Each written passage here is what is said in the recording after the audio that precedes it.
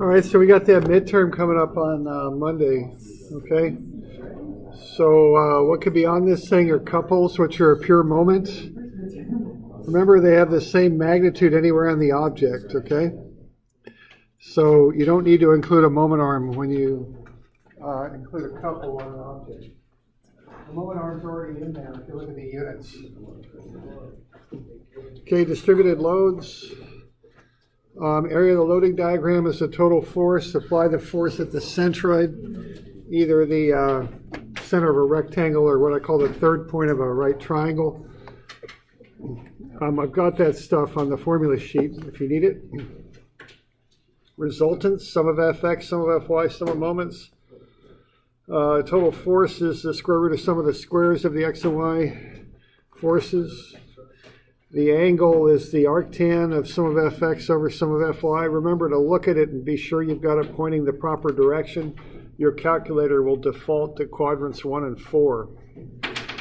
If you need to find the offset distance to where to put the force to cause the moment, you take the moment over the force component.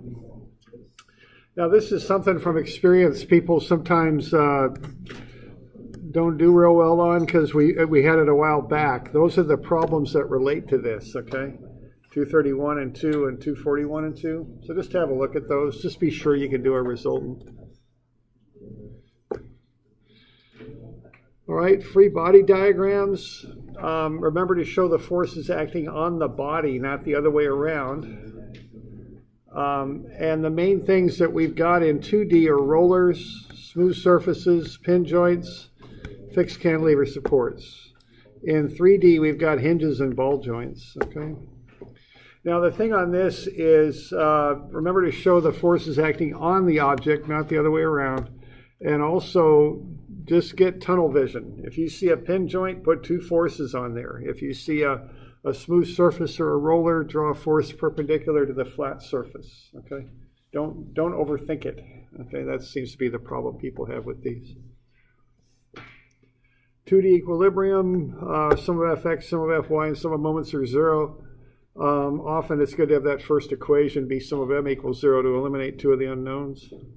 What you want to do is figure out where you're going to take moments about and draw x and y dimensioned moment arms from that point to the forces. Okay? So remember to include the moment arms too. If your answer seems out of scale, be sure you put the moment arms in all the terms in your moment equation. That's a common error that people might make.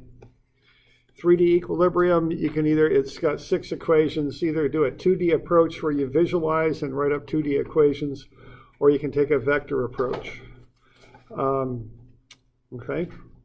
Now keep in mind, if I put a 3D problem on there, I'm going to have to simplify it a good bit because they take so darn long, and it's going to be hard for you to do on a test. So it might look a little different than what you've seen before. It might have some kind of, I don't know quite what the right word is, some answers that work out. Maybe it seems like too easily, just because I'm going to have to modify it a little bit to fit it on an hour-long test. So, just apply what you've learned to what you see if you see a 3D problem, and just go with it. Don't hang up on it, okay?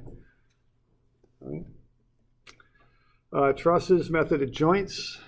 Find the reactions first. Always remember to do that because you need known forces to solve out joints. Draw a free body diagram of each joint. Sum of Fx and sum of Fy are 0. Tension pulls on joints, compression pushes on joints. So what those arrows are doing are showing what the member does to the joints. 0 force members, look at a joint, one joint only, and prove that sum of Fx is 0 or sum of Fy is 0. Okay, and that could go for sum of Fx prime and sum of Fy prime too.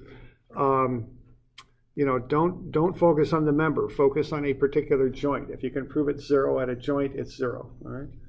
And here are the common configurations. There really aren't too many more other than these. So another way to look at this is just remember those configurations too. All right. That's another way to approach it. And there is that game that we play on tests, right? And learn how to do this because it's a skill that helps you in school. One thing you can do is you've got short-term memory and long-term memory, right? If you can't get something to stick in long-term memory, just put it in short-term memory. And just keep saying it to yourself when you walk in and take the test, and as soon as you get the test, slap it down on the top of the test, okay? I've done that before. It works. It's a nice little trick. I mean, you know, it's, okay, play the game. I mean, play by the rules, but play the game, you know? It's fine. You know, it's not like you're gonna go onto a job site, they're going to put you in a little room all alone with a pencil and a calculator and tell you to solve stuff. I mean, it's not really a totally realistic scenario, but you know, you got to deal with it in school. So just come up with ways to deal with it. Okay. All right. Method of sections: find the reactions first, cut through the members that you want to solve for, and then solve an equilibrium problem with your general equilibrium equations. All right, so we got some examples here. Cantilever beam, okay? So what you want to do is turn this thing into a free body diagram. So I noticed the word cantilever beam. I see the support there with the hatching at the wall. Immediately I put cantilever reactions on that, okay? I don't need to think about that too much. I just do that, okay? So there's the free body diagram. What's that? Yeah, it's that review that I handed out. That's what I'm doing. It's available online. Everybody got one of them? I don't know if I've got extras or not. I got one.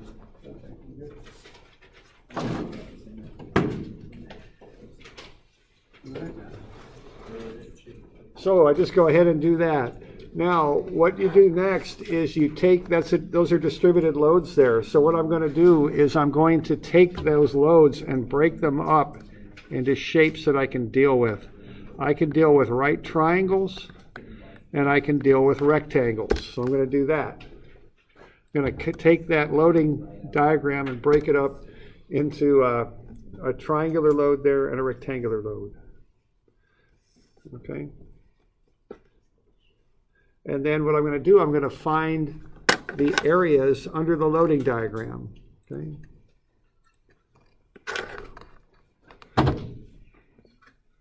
And I know the area of a rectangle is the base times the height. The height in this case is the loading. So what I've got for the base is 6 feet. I've got the height of the rectangle is 20 pounds per foot. So that's 120 pounds. And that goes at the centroid, which is 3 feet over from the edge of the triangle. Okay. The area of the triangle, is 4 feet times 1/2, because the area of a triangle is 1/2 base times height. And then the height, now be careful on this. This is one of those things, you know, we all get in a little bit of a hurry on a test and we see that 50 sitting out there. And it's tempting to say the height of the triangle is 50, but it's not. It's 50 minus 20, it's 30, okay? So that height there is 30. It's 50 minus 20. So 1/2 30 times 4 is 60 pounds. And that'll go through the centroid of the triangle. Now, the centroid of the triangle is 1/3 of the base from the right angle. So this dimension here on this side, which I'm not really going to use, but I'm going to use it to calculate, is 1.33. So that means the dimension that I want going this other way is going to be 6 minus that. It's 4.67. Okay. So now I got everything dimensioned from A, and I've got those distributed loads broken down and turned into point loads. So what I'm going to do then is just do a big sum of MA equation. I have the reactive moment at A, MRA, right there. That goes into the equation. I've got that going counterclockwise, so that's a positive. Okay. I don't have to worry about RAX or RAY because they go right through A. Okay, and so then I've got the 120 pounds, which is the rectangular load. That's times 3 feet for its moment arm. Okay, and then I've got the 60 pounds times its moment arm of 4.67. Now those are both negative because they create clockwise moments. So they're coming around like that. And then I've got a couple on there, clockwise, 40 pound-feet. So I put that in there. And then I've got that 70-pound load at the end. So sine 36, 70 times 6. Okay. Add everything together there, and I'm going to solve for MRA. So notice all these terms are negative, so I'll just take them to the other side of the equation and solve for MRA. So 360, 280, 40, and 246.9. So the total is 927 pound-feet. So that's the reaction. Okay. Now, see, and again, notice what I'm doing here. I've got all those dimensions from A. When I build that moment equation, which is pretty long and has a lot of terms in it, I don't have to think about it so much. I'm just plucking out numbers and moment arms. That's all I'm doing. See, I'm not mixing all these things I'm doing in my head together. I'm getting all those dimensions and forces figured out. I got dimension forces, and then I just run through and knock them in the equation. Okay. Solve for MRA, and I get 927. So we got any questions on that? All right. And then I go sum of fx is 0, sum of fy is 0, sum of fx is 0 rax minus cosine 3670. And sum of fy is 0 ray up 120, 60, and sine 3670, all down, so they all get negatives. So ray is 221.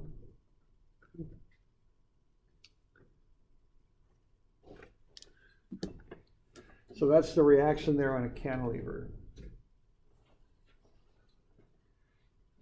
Okay.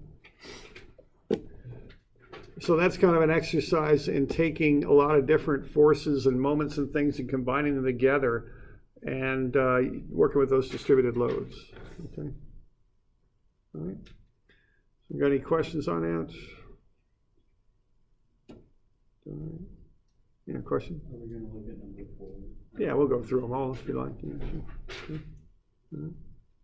sure. All right. This next one here, we got any questions on the previous one? What do we got? We got an angled bracket, and we've got a pin joint at C. We got a roller at A. We've got an angled force coming down at 61 degrees. All right, so what's going on here? I start with the free body diagram. So what I do, I just look at that pin joint, and a pin joint has two forces, RCX and RCY. Then I draw a force perpendicular to the ramp. Okay, so that's RA. Now the ramp angle is 34, so 90 minus that is 56. There's our free body diagram. Okay. And again, I'm not thinking about what the bracket's going to do or any of that kind of stuff. I just see a pin joint, I put two forces on it. I see a roller on a ramp, and I draw a force perpendicular to the ramp, figure out what that angle is, and put that in there. That's all I'm doing. Okay. So there's my free body diagram. Now, what I'm going to do on this, I'm going to start with a moment about C. The reason is that I've got two unknowns there. If I take a moment about C, I can solve for RA. All right.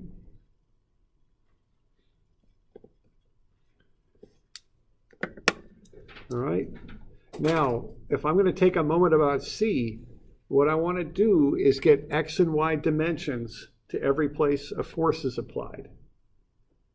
And as I've mentioned before, I don't care if this is a bracket or a football or a car or an airplane or an oak tree or whatever the heck it is. I don't care. It doesn't make any difference. I figure out where I'm going to take moments about. I get X and Y dimensions from that point to where the forces are applied. So don't hang up on the picture. Just look at the dimensions, figure out the X and Y dimensions. Bang. Okay. So there are the X and Y dimensions. I'm taking those angled armatures and I'm using trigonometry and I'm breaking them up into X and Y components.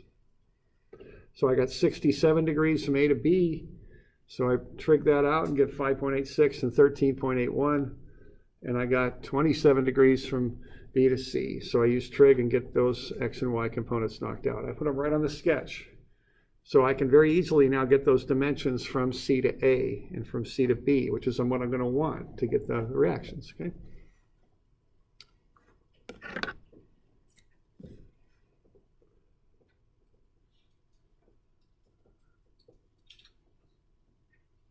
Got any questions on that? Okay. So what I'm going to do, I'm going to take moments about C. Okay. And I just kind of walk on through that. So what I got there, I got sine of 61. That'll get me the y component. And now if I have a y component of force, I need an x moment arm. You always mix x's and y's when you do 2D moments. So y component of moment arm, sine 61 times 900 times the moment arm, 0.1604 meters. Okay, so what I'm doing there is I'm finding that y component up there for the 900, and I'm finding how that thing will rotate counterclockwise about C. Now, I notice that's a counterclockwise rotation, so that's a positive. So my habit on this stuff is I just put all the numbers in a positive sense. I have them all positive in here. I put them in there, then I look at it and I go, which way is it going to rotate? That's going to rotate counterclockwise, so it's a positive. Even though that force is down, I don't put a negative on it. I just put 900 in my equation. Notice even though that force is down, I get a positive moment out of it, okay? So don't mix force signs and moment signs. They're not really directly related in 2D. Just look at it, put the numbers in the expression, then say, okay, it's going to rotate counterclockwise, it's positive. That's how I do that, okay? All right, then I got cosine 61 times 900 times 0.0817, okay?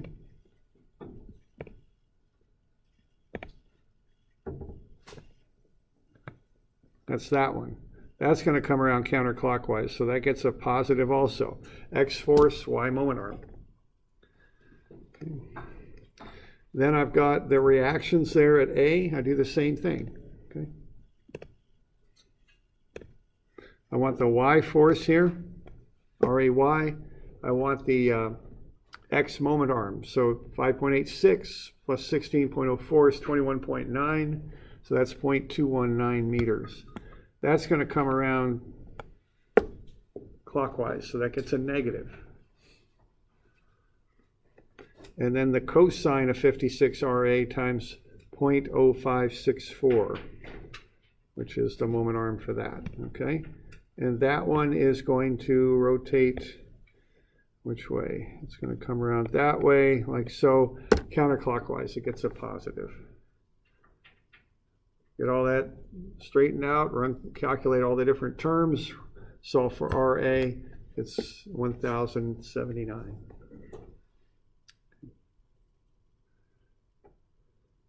Then it goes sum of fx, cosine 56 times 1079 minus cosine 61 times 900, that applied force up at B, minus RCX.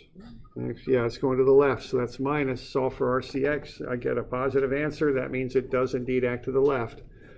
167. Okay. Sum of Fy, I got sine of 56 times 1079 up, minus sine 61, 900 down, plus RCY. RCY is negative 107. That means it doesn't act up, it acts down. Okay.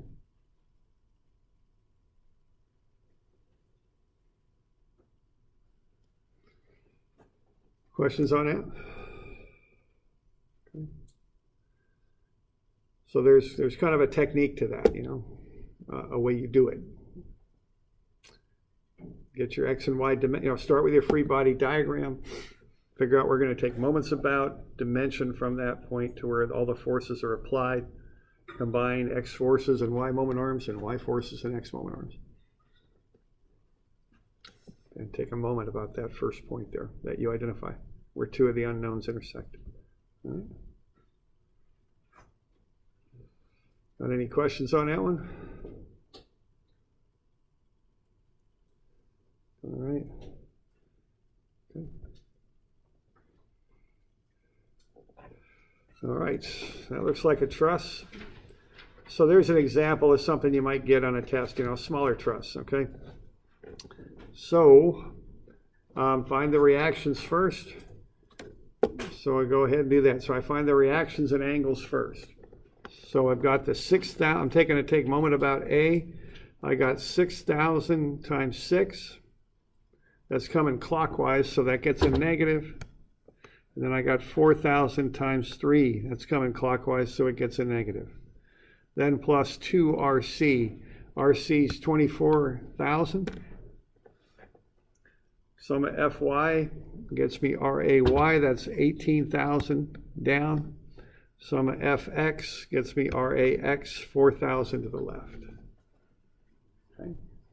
Then I've got two different angles there. I've got a rise of 3 and a run of 2, 56.31 degrees, and I got a rise of 3 and a run of 4, 36.87 degrees. So I get the reactions of the angles.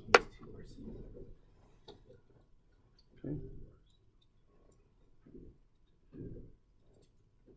So we got any questions on that?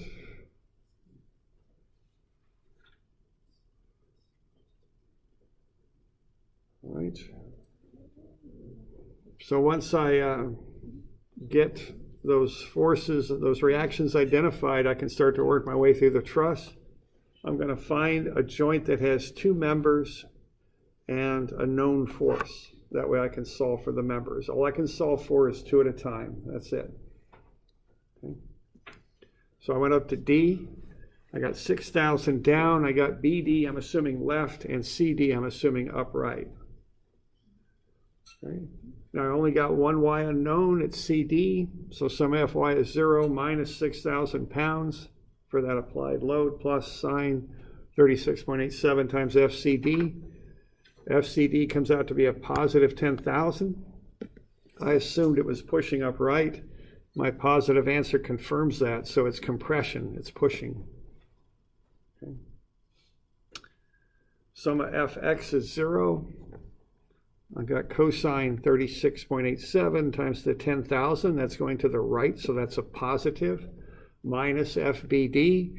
Again, FBD comes out positive. That means my assumption was correct. It's pulling away from D, so that's tension. Okay. So I start off on joint D, and I get 2 of the unknowns. Okay. Questions on that?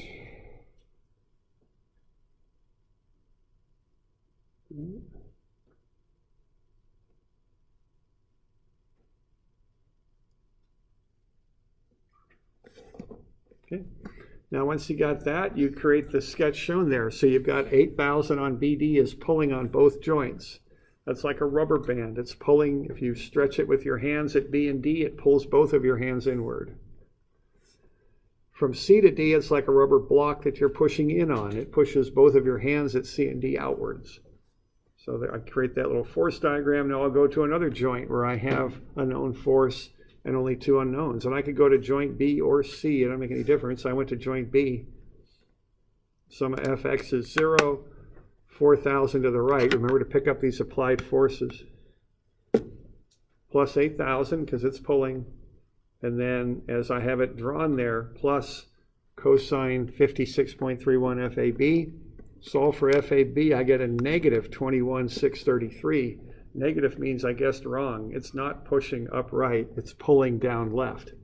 So it's tension, 21,633, pulling.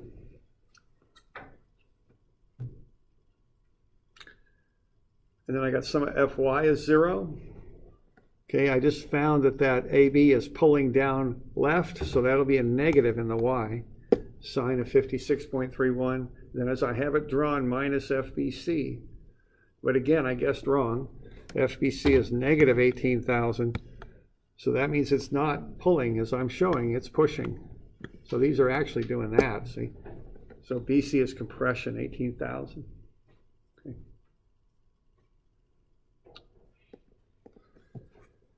So that gets me 4 of them. I got one more. I still need to get, what, AC?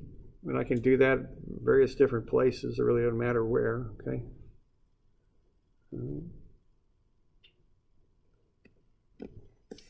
So I went to joint A. Sum of FX is 0. 4,000 left. I've got FAC to the left, so that goes in as a negative. And I got cosine 56.31. Yeah, I've got the bum angle right here. That should be 56.31 right there.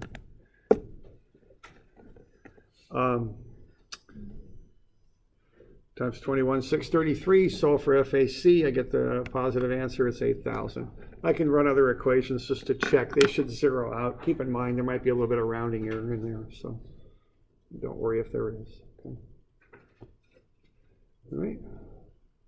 You doing all right with that? Questions? So, you know, for sure you'll see a truss on this thing, so, you know, just be sure you can do that. Could it be something small like this?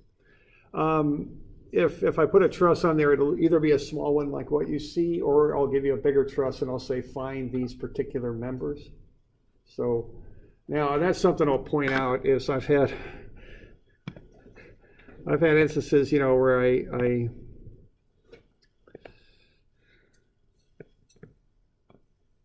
I got some truss, you know, whatever the heck it is, you know, I don't know. And I say find the forces in member AB, BC, AC, AD, maybe. Now, you're going to find the reactions, right? That's always the first thing. Usually these things are supported at the ends. That's normally how trusses are. Now, which side do you start on, the left or the right? Start where you can take the moment and eliminate two. If I've got reactions, okay, I'll start with that. So now I have reactions. Now I'm going to run through the joints, and I guess I've made this statically indeterminate now. That's not going to work for my explanation here. There we go. Do that, and we'll just get that out of there. Now, which side do you start on, the left-hand side or the right-hand side? If you want to find AB, BD, BC, and CD. Or the left side. Yeah, definitely the left side, okay? Okay, definitely. So honestly, I'm saying this because I've had people on tests that start on the right-hand side for some reason and work their way all the way through the truss to get over to the left.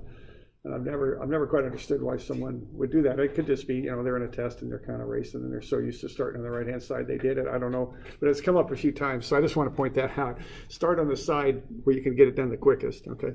If I give you a problem like that, okay? So start on the left-hand side. All right. So you say we don't have to take the moment about A, we'll say M on that side. Well, you have to find the reactions first. You know, so you'll take moments about A to find the reaction on the right-hand side. But this could be done with method of joints. So you wouldn't be doing any moments other than finding reactions. I guess you could take the moment about this side to find that reaction over there, yeah, and then go if you wanted to. All right. Okay with that? Okay, other questions on that? We're good? All right, that looks like a truss, doesn't it? Find the members in DF and PM, all right? Now, that's just a truss, okay? It's a big truss, yeah, but it's just a truss. Now, here's some things to notice. It's a cantilever truss, so the reactions are over here. Now, the other thing to notice about this is there are these X panels. If I put a rectangle on a truss with an X in it, that means you can't get through that with method of joints. You just can't get there from here, okay? So don't even attempt to do this by method of joints because it's going to take hours, and you don't got hours on a test. Two is you just can't do that. It ain't going to work, okay? So if you see that, you immediately got to start thinking about sections, okay? All right? So that's the first thing I'd point out. The second thing I point out is start looking for zero force members. Do you see any zero forces on that thing?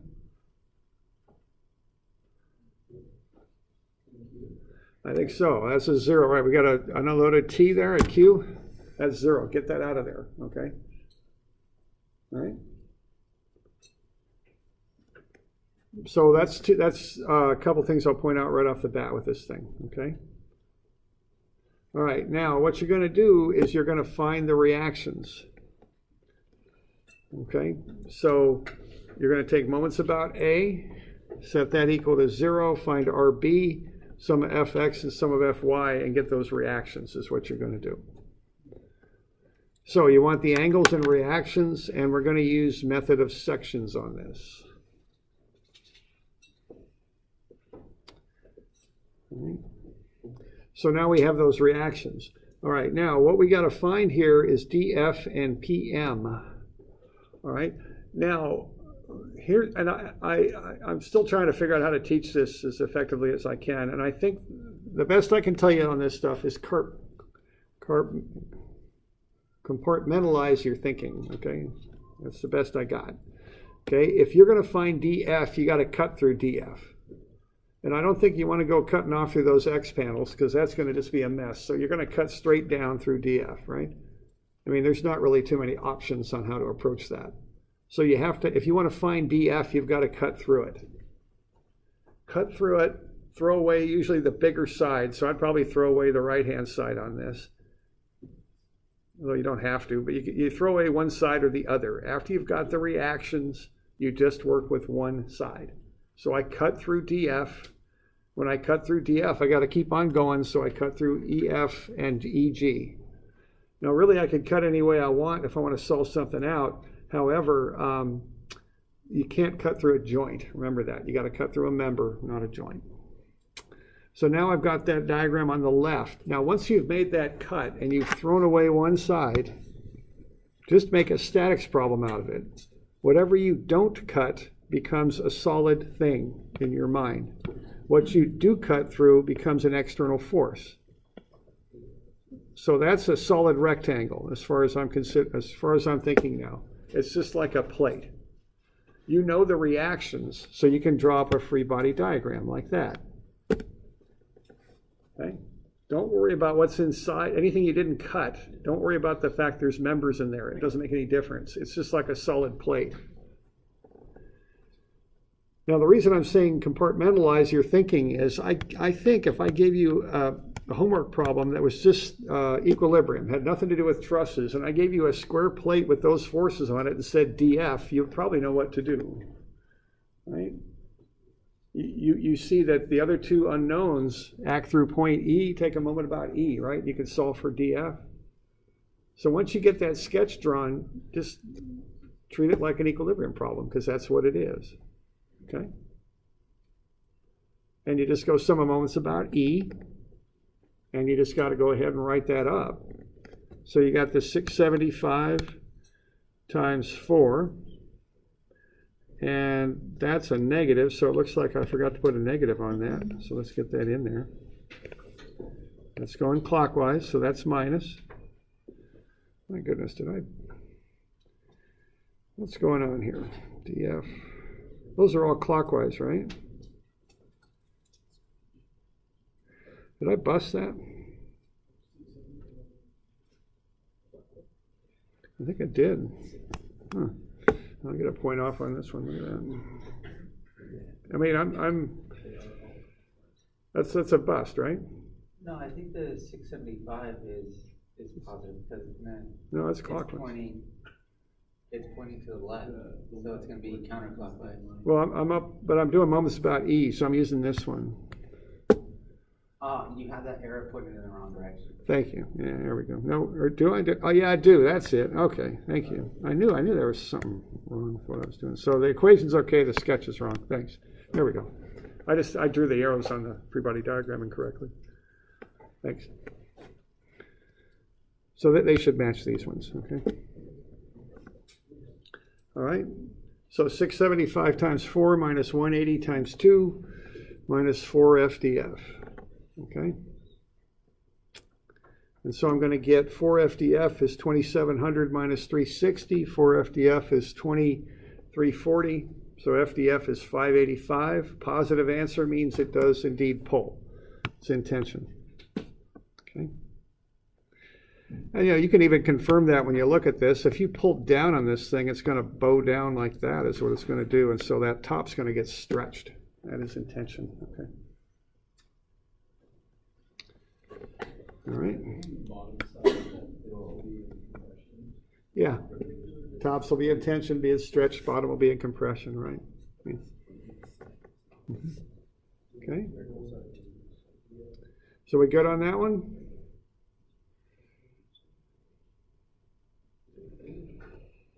All right. Now this next one is a little more challenging. Now there's different ways to do this. Now you can make any cut you want. It just it can't cut through a joint. That's the only rule. So what I decided to do on this is I made that first cut down through the vertically from LP, which one do I want here? Do I want, I remember here, PM. Okay, I want PM. So I make a vertical cut through PM, and I notice I'm cutting through 4 members. That's too many. I can't solve those using statics, okay?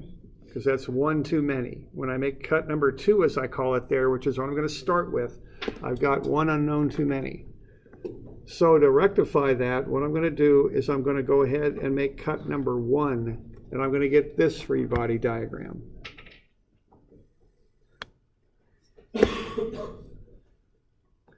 Okay. Now when I create that free body diagram where the object goes from P to M to N to U to T, I'm going to have the things I cut through are LP, LM, HN, and KN. Notice that the 3 of them all intersect at N. They all go through N. That leaves LP all by itself. It does not go through N. So I can take a moment about N, take 4LP, FLP, minus 180, which is this load over here, times 5. So for LP, it's 225 tension. So what I've done there is with this cut number 1, I've solved for LP. It's now a known. Okay. So now that it's a known, what I can do is I can go back to that first cut I made, which I've labeled cut number 2. And that's going to be that rectangular panel there with the X in it.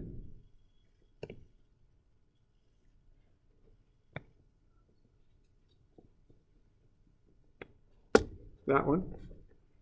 And I have those 4 forces extending out from P and from R, 2 from P and 2 from R. LP is now a known though. So to solve for PM, what I can do with those 4 forces is I can take a moment about point R, lower left-hand corner of that rectangle. I've got the 225, which I just found. I got PM at 33.7, and I got the 180 at the end there at U. So I'm going to get 180 times 2, negative, which is clockwise. I'm going to get 225 times 4, positive, counterclockwise. And I'm going to get plus 4 times the cosine of the 33.7 times FPM. So I can solve for FPM. It's negative 162, which means it's compression, not tension. Okay. So that one is probably going to require a couple cuts on it.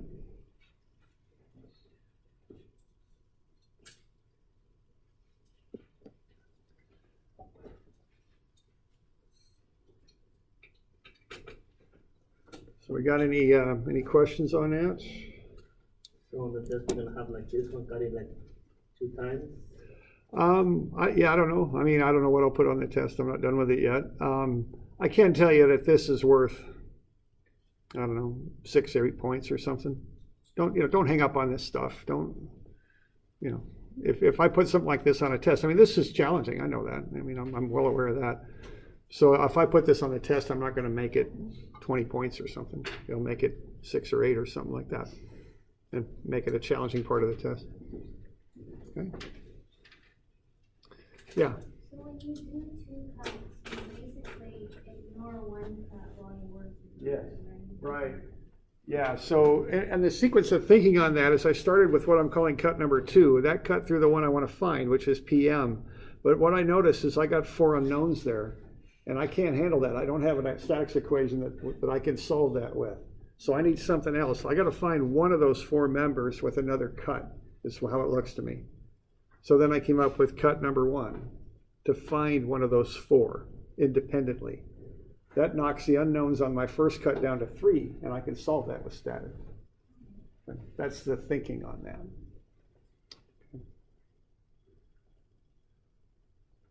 All right.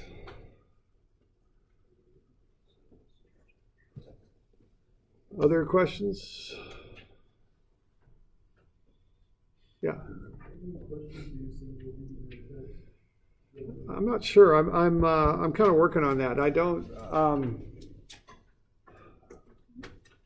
I might go with more shorter questions this time. I don't know. It's always this juggling match where there's stuff I want to fit on it, but I don't want to try and make it too long. And it's always it's difficult to really get these things the way I want them to be. So I can't quite tell you. I mean, 4 to 8 maybe. I don't know. It's safe to say that you're not going to put some question like the whole we have, where like you take the 2 pages. Yeah, right. Yeah, that's just not feasible, right? I mean, what I'm doing here from my perspective as a teacher is I've got a list of stuff I want you to know that you learned in the last 3 or 4 weeks, and I'm going to try and write questions to test you on those things, to make sure that you know those things. And I'm not going to try and redundantly hit things over and over again. I'm going to try and pick those things and spread them out so I can kind of check and see if you know how to do a truss, if you know how to do a basic equilibrium problem, if you know how to break down a distributed load, if you know how to do a couple, if you know how to do these different things. And that's how I approach this. And, but yeah, I'm not going to put some big long thing on it. It's just not feasible for anybody to deal with. Yeah, question? Yeah. Are we gonna have to bring ID? Go ahead and do it. Most of it's for distance ed students. Most of you in here I know, but just go ahead, just have it with you. But I don't know. The online students are still coming in and taking the test, right? I'm The sorry? online students are coming in. Yeah, they will. Yeah, most of them are coming in at 1. Sounds good. And remember, a non-programmable calculator. I bring some in a box, but just be sure you know how to use whatever calculator it is you're going to use. Okay. All right. Yeah, question? Do you have this another time for online students who can't make that? Well, what I did, I sent an email out. If that's a problem, let me know and we'll figure something out. Yeah. Okay. What happened was normally I have quite a few students who come in the evening and do it, but this last one I only had 1 student come. So I'm just going to work with that person individually. But if you're online and you can't make this time, let me know. We'll figure something out. Okay. Yeah, no problem. We'll accommodate whatever the needs are. Okay. Okay. All right. Good to go. All right. Have a good weekend and all that.